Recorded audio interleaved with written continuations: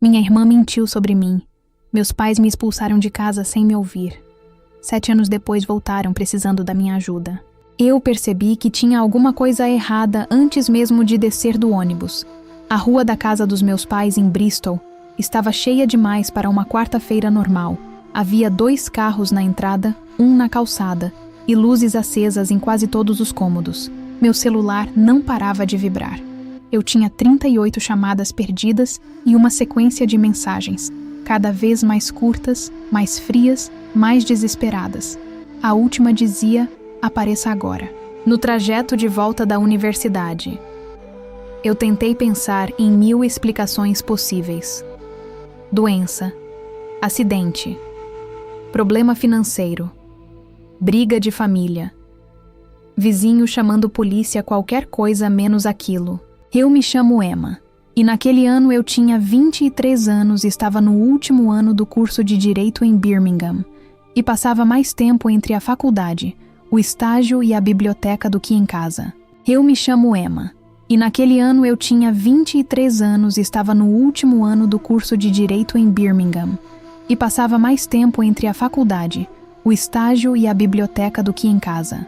A minha irmã mais nova, Sophie, sempre foi o centro da casa, não por maldade, apenas porque tudo nela pedia atenção. Ela era linda, carismática e cheia de humor quando queria. Quando eu tinha 9 anos, ela nasceu e em poucos dias já tinha reorganizado o universo dos meus pais. Eu levei um tempo para aceitar, mas depois me tornei a irmã mais velha protetora, a que ia às reuniões da escola, a que buscava em festa, a que ensinava a lição de casa, a que cobria ela quando quebrava alguma regra besta. Quando desci do ônibus, o ar parecia pesado de um jeito diferente. Eu atravessei a calçada com a sensação estranha de quem está caminhando para dentro de uma cena já montada. Toquei a campainha uma vez. A porta se abriu tão rápido que pareceu que alguém já estava me observando pelo vidro. Meu pai apareceu com o rosto duro e os olhos vermelhos atrás dele. Havia gente demais para aquele horário. Antes que eu perguntasse o que tinha acontecido, minha tia Margaret surgiu do corredor e me empurrou pelo ombro com força, dizendo que eu era doente e que eu era uma desgraça. Eu congelei sem entender nada. Meu pai segurou o braço dela, mas não para me defender. Apenas para evitar um escândalo maior, ele apontou para a sala e disse: entra. Tinha avós, tios, um casal de amigos dos meus pais e a minha mãe sentada no sofá com o rosto molhado de choro. Sophie estava encolhida no canto, coberta por um cobertor, mesmo sem estar frio. Quando eu cruzei a porta, o barulho morreu. Todo mundo olhou para mim como se eu fosse um animal perigoso solto dentro da própria casa. Eu olhei de um rosto para o outro, esperando que alguém explicasse aquilo como um mal-entendido ridículo. Minha mãe levantou a cabeça e me encarou com um tipo de nojo que eu nunca tinha visto nela. Ela perguntou como eu tive coragem de fazer aquilo com a minha própria irmã. Eu ri de nervoso. Ou tentei rir, mas o som não saiu.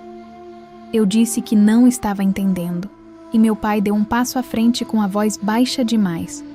O que era pior, ele disse que Sophie havia contado tudo.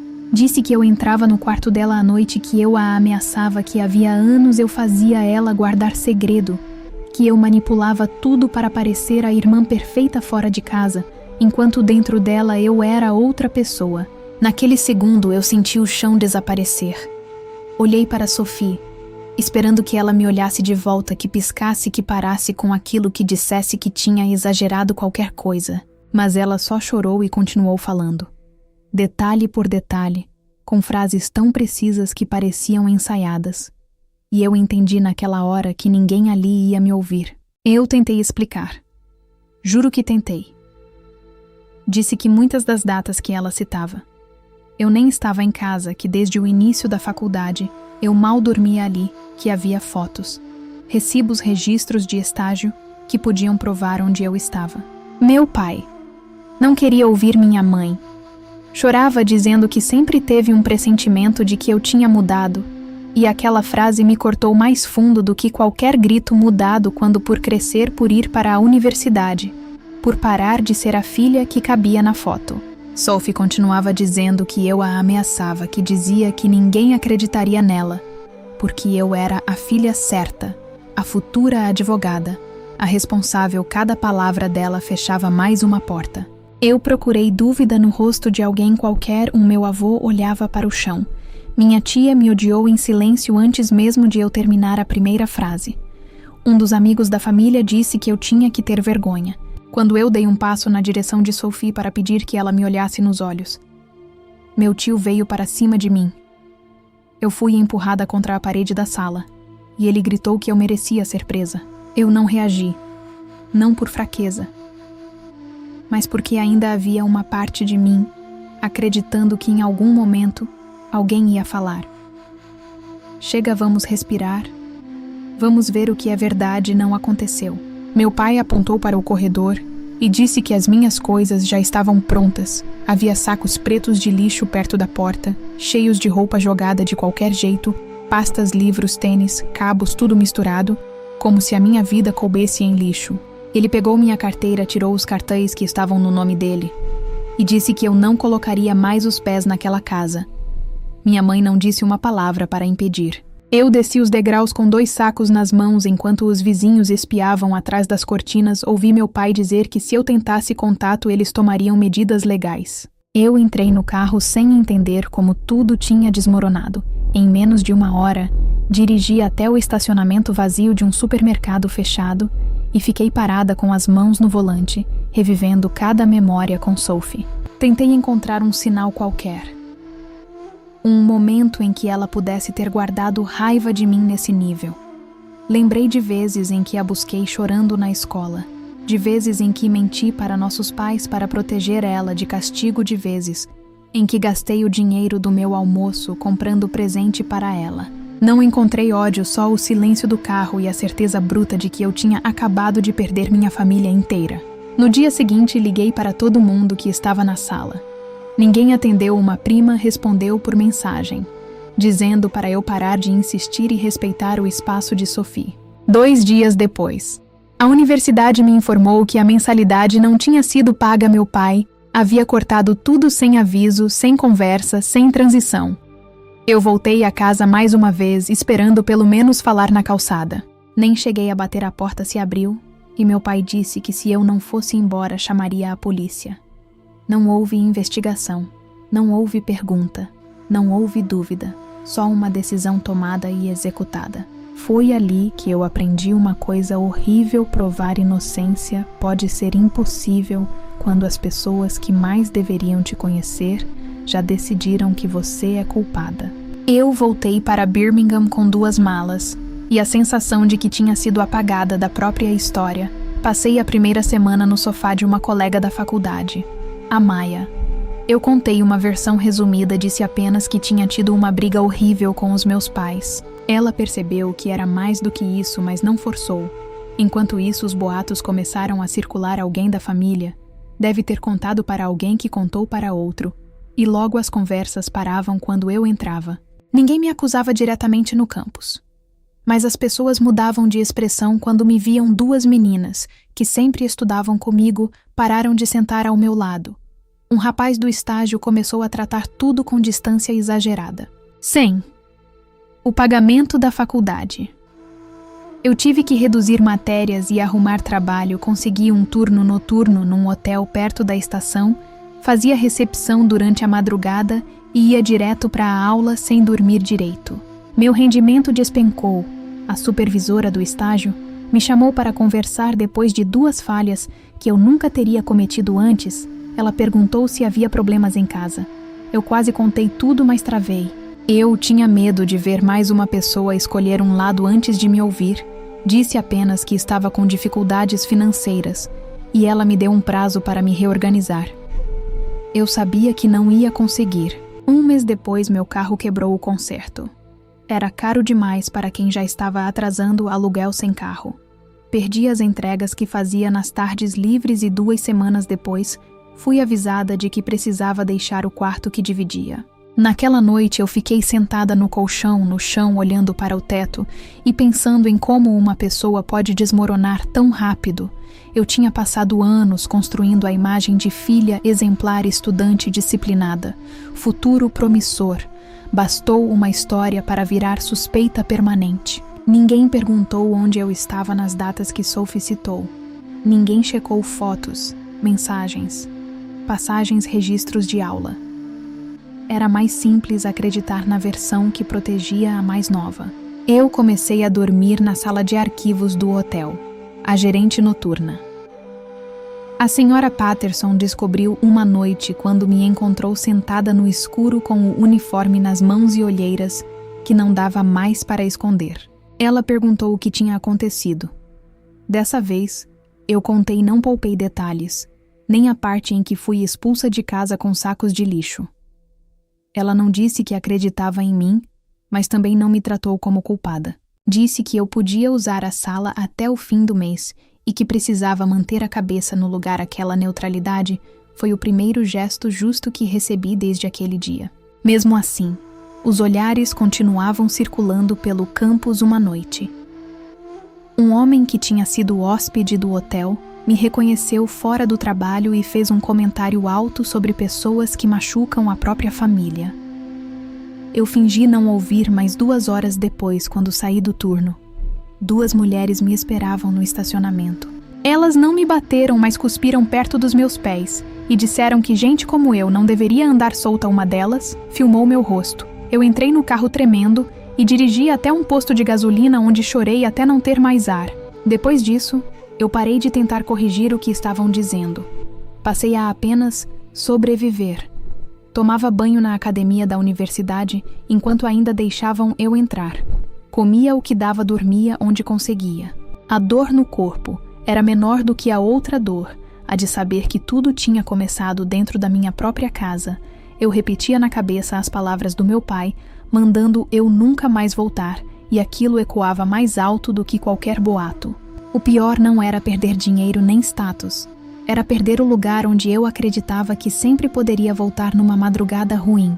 Perder isso muda a forma como você olha para o mundo. Numa noite, particularmente pesada.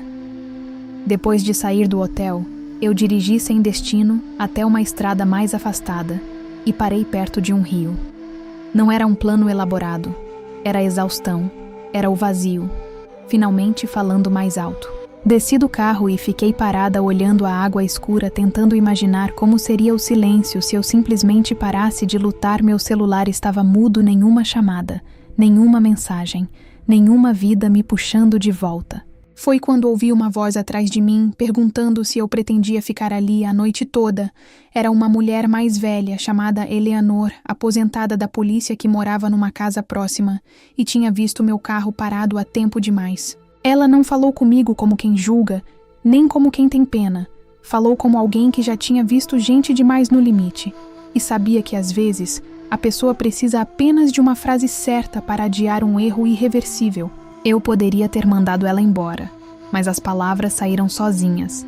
Contei tudo a Sophie, a acusação, a expulsão, a faculdade, os boatos, o hotel, o rio.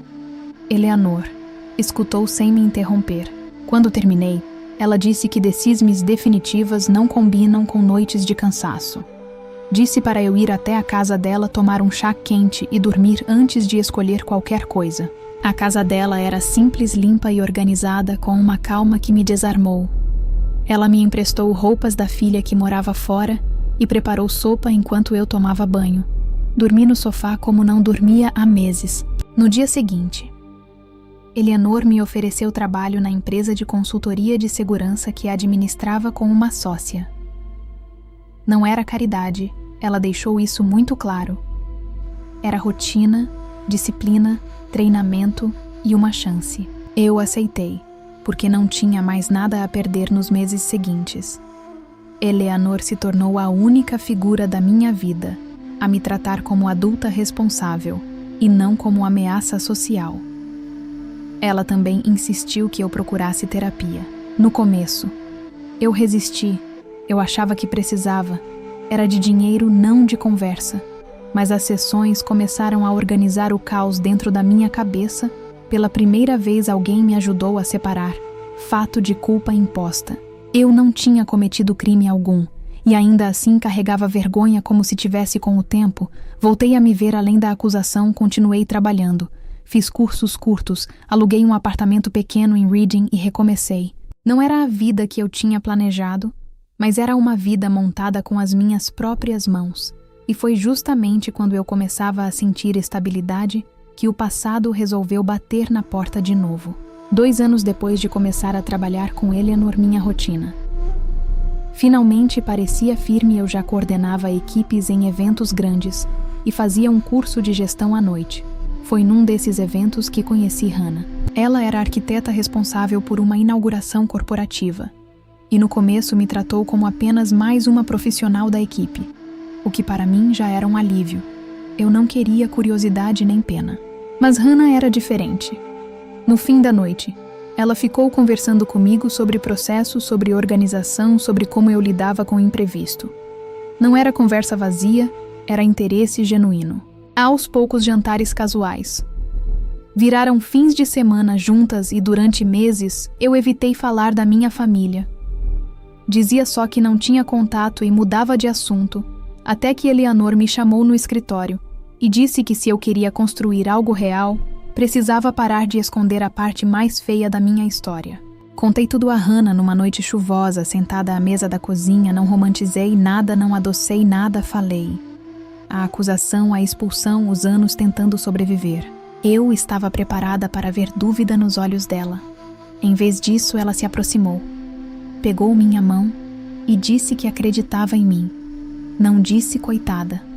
Não disse talvez tenha havido confusão. Disse apenas que acreditava. Eu não percebi na hora, mas aquele foi o momento em que parei de viver em defesa permanente. Nós nos casamos 1 ano depois. Numa cerimônia pequena, Eleanor assinou como testemunha, e eu me tornei sócia minoritária da empresa.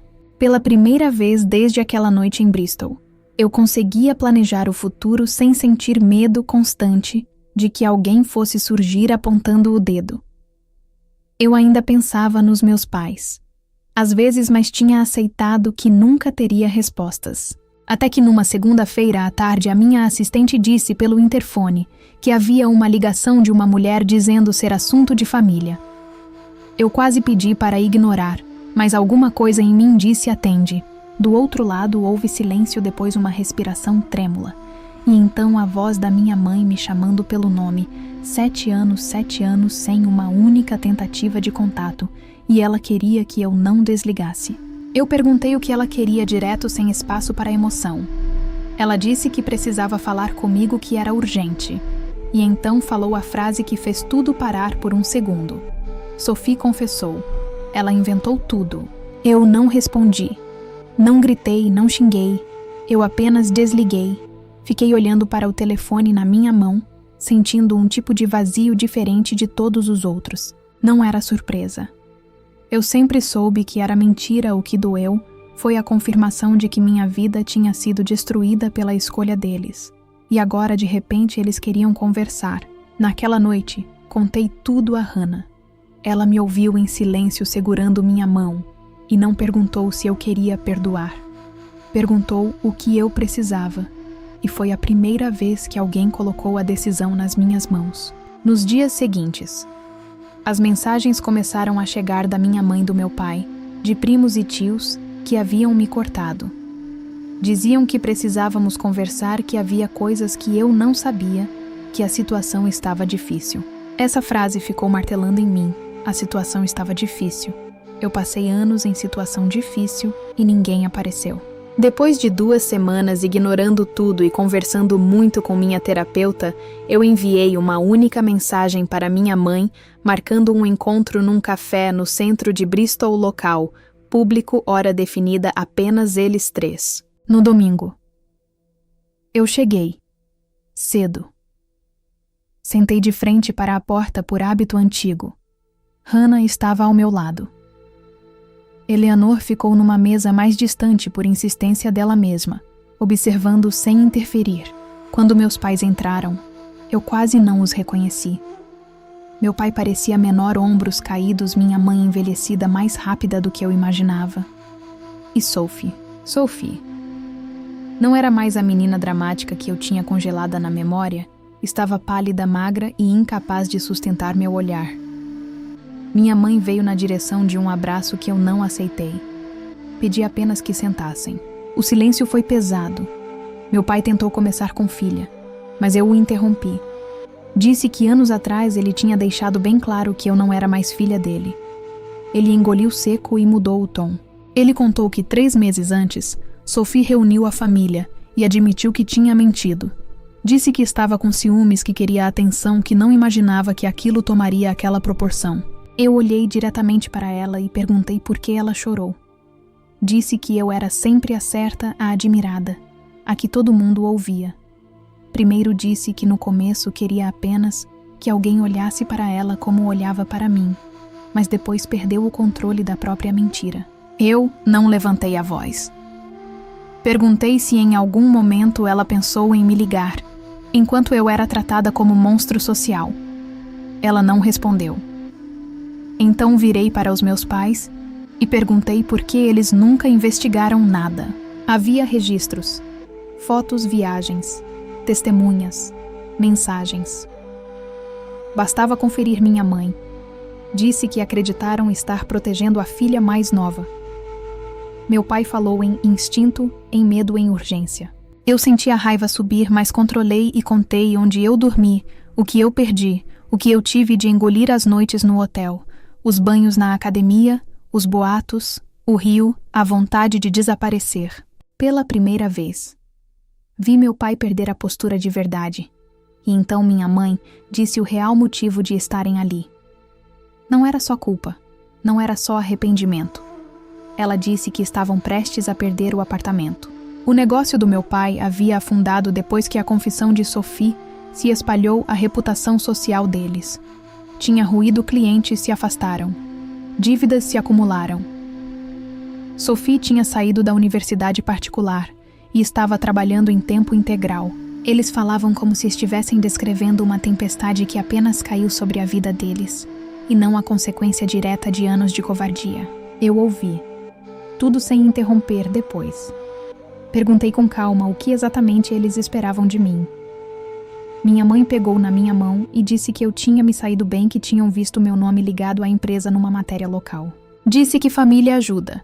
Família que talvez fosse hora de reconstruirmos juntas. A palavra juntas quase me fez rir. Meu pai finalmente me encarou e disse que não estavam pedindo caridade, mas um apoio temporário, um empréstimo que impedisse a perda do apartamento. Olhei para Sophie.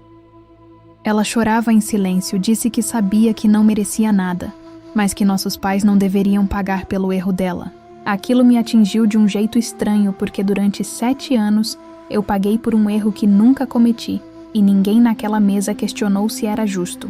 Eu respirei fundo e disse sem elevar a voz que perdoava Sophie pelo que fez na adolescência, não porque tivesse sido pequeno, mas porque eu não queria passar o resto da vida carregando ódio.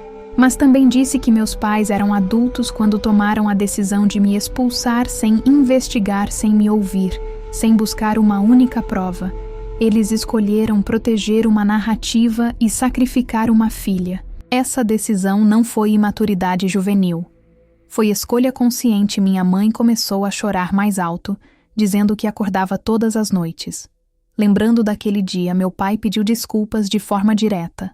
Finalmente, mas tarde demais, para apagar as consequências. Eu expliquei que reconstruí minha vida sozinha, que houve noites em que eu não tinha onde dormir, que enfrentei humilhações por causa dos rumores que eles ajudaram a espalhar ao contar aquilo como verdade absoluta. Perguntei se em algum momento eles pensaram em como eu sobreviveria. Não houve resposta clara. Então eu disse que não daria dinheiro algum. Não como vingança. Não como castigo. Mas porque ajuda financeira. Não substitui responsabilidade. Disse que se um dia quisessem reconstruir alguma forma de relação, isso teria que começar com reconhecimento completo do dano. Terapia, tempo e limites claros, não com uma transferência bancária. Eu me levantei, deixei o valor do café na mesa e me preparei para ir embora. Minha mãe segurou meu braço e perguntou o que eu queria dela. Eu olhei para ela por alguns segundos. e respondi que queria que ela lembrasse todos os dias como é ter o chão arrancado sem aviso e ser obrigada a aprender a viver sem olhar para trás. Faz 2 anos desde aquele encontro. Eu não voltei atrás na decisão. Não mandei dinheiro. Não fiz empréstimo. Não tentei suavizar as consequências das escolhas deles. De vez em quando algum parente distante ainda manda mensagem dizendo que família é família. Eu não respondo. Aprendi que repetir frase pronta não transforma abandono em amor. Soube por terceiros que meu pai passou a trabalhar como gerente administrativo num depósito. Minha mãe começou a fazer serviços de costura para vizinhos. E Sophie se mudou para outra cidade e cortou contato com quase todo mundo. Eu não acompanho de perto não por crueldade, mas porque precisei aprender a separar responsabilidade de culpa durante anos. Eu carreguei uma culpa que não era minha, não faço mais isso. Hannah está grávida da nossa primeira filha. Às vezes eu fico sentada no quarto que estamos preparando, olhando o berço montado e tentando entender como alguém consegue virar as costas para uma filha sem hesitar. Esse pensamento não vem mais com raiva, agora vem com clareza. Eu sei exatamente o que não quero repetir. Sei o tipo de mãe que pretendo ser presente, questionadora, justa, disposta a ouvir antes de condenar. Minha mãe já perguntou por mensagem se poderá conhecer a neta. Eu ainda não respondi. Não é sobre punição, é sobre confiança. E confiança quando é quebrada. Desse jeito não se refaz com pressa. Talvez um dia haja visitas supervisionadas, talvez. Não, eu não fechei completamente a porta, mas também não a deixei aberta. Muita gente acha que perdão significa restaurar tudo ao que era antes. Eu aprendi que às vezes perdão é apenas parar de desejar que o outro sofra. Eu não acordo mais imaginando vingança. Não sinto satisfação nas dificuldades deles. O que eu sinto é distância e estranhamente paz. A falsa acusação quase me destruiu. O abandono completou o serviço. Mas o que mais me marcou não foi a mentira de Sophie. Foi a rapidez com que meus pais decidiram que eu era descartável. Isso levou mais tempo para cicatrizar do que qualquer boato, qualquer fome, qualquer noite, dormindo em lugar improvisado. Hoje, quando fecho o escritório e volto para casa, eu sei que tudo o que tenho foi construído sem a rede que eu achava que teria para sempre. Isso dói, mas também fortalece. Minha família agora é a que escolheu ficar, a que ouviu antes de julgar, a que perguntou antes de condenar. Não sei se um dia vou conseguir sentar à mesma mesa com os meus pais, sem esse peso entre nós.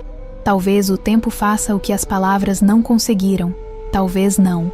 O que eu sei é que naquela noite em Bristol, eles fizeram uma escolha e anos depois, eu fiz a minha. No fim, eu aprendi que perdão não é voltar ao que era antes. É decidir o que você aceita carregar daqui para frente. Nem toda ponte precisa ser reconstruída. Algumas existem apenas para te ensinar até onde você nunca mais deve voltar.